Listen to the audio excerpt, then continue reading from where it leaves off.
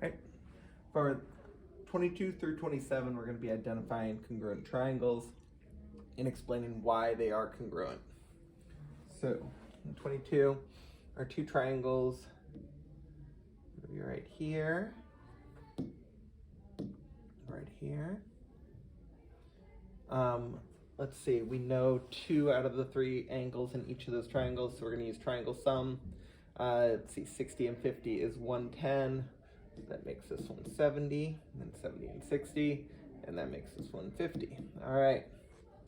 So here we've got all the angles are congruent, but remember that angle does not exist for triangle congruency. But we do have a shared side here, so by the reflexive property, we've got a side, so I'm going to call this one angle, side, angle. We could also call it angle, angle, side if we wanted to. So I'm going to call it angle, side, angle. But we could also use angle, angle, side. And then the two triangles, for the first one, we get to pick anything we want. So triangle TSR is congruent to triangle, and now I've got to be careful of the order, right? So we're going to stick with T because that's our 50. S was 60, so we're going to go to P, and then R is 70. So it's going to give me the triangle. Second picture here. We've got some information given to us up here, so let's go ahead and mark that. If X is the midpoint of BC, then that means that BX and XC are congruent.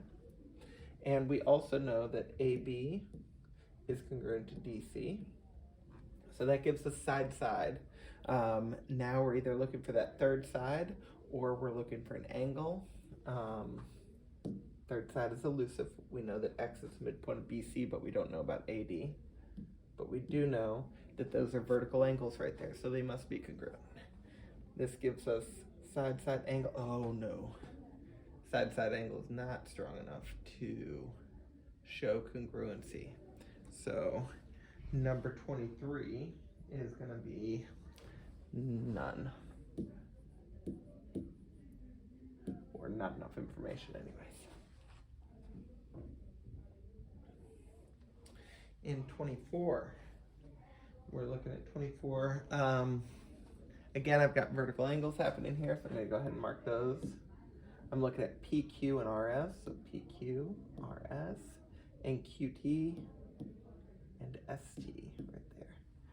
Here again, we've got side-side angle. The angle is not included between those two sides. I want to be careful when we're looking at that. And so again, with 24 here, we've got none or not enough info. 25, kind of imagine the triangles are sticking up out of plane M. And when I look at this one, I know that they are, let's see, AO is perpendicular. So we've got a 90-degree angle there and a 90-degree angle there. So we've got two right triangles. And we know that BAO, so that's another angle, is congruent to CAO, so that's another angle there. And then, of course, we've got the side that they share, so that's reflexive property there. We've got angle, side, angle. All right, angle, side, angle. So those two triangles are congruent again. I can go any order for the first one.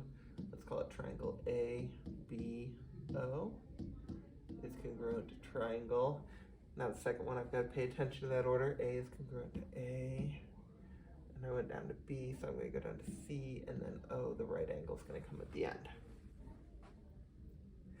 And finally, let's see, I think I got 26 and 27, right? Yep, so two more.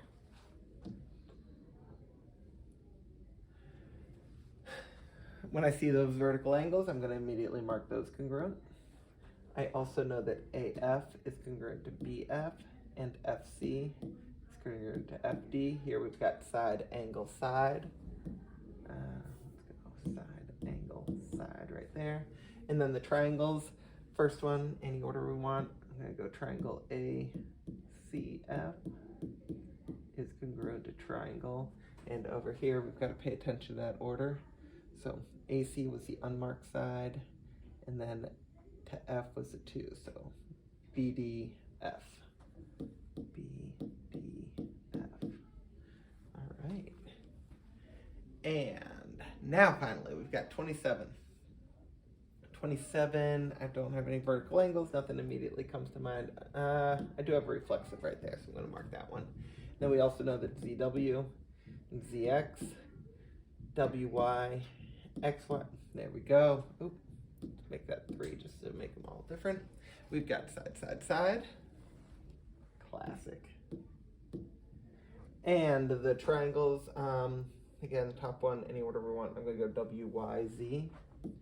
Triangle WYZ is congruent to triangle WY. So XYZ.